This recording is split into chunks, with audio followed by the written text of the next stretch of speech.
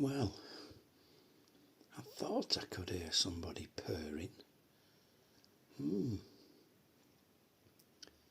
then I thought, there's not much room in this bed. Didn't I?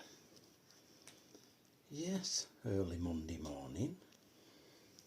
Somebody flat out in the middle of my bed.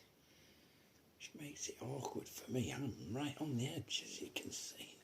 My two legs are hanging off. Well, this young lady plonked herself in the middle of the bed hours ago. It doesn't look like she's moving anywhere fast, does it? Hello? Hello? Let's see if I can... Oh, I can slide out because I'm on the edge.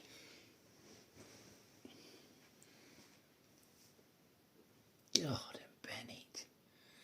That is a sight for sore eyes, isn't it? A wound up cat. I don't know. How are you doing, Belle? Yes, how's it going there? I thought I could hear purring. Them lovely little pads.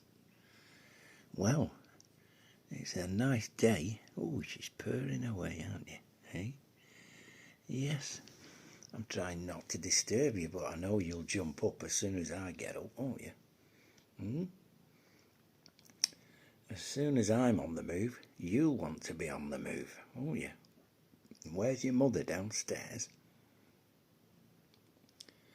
Because she'll be on the move in a minute as soon as I make a move. We all make a move, don't we, at 6 o'clock? God and Bennett. And the week begins. Here's Monday.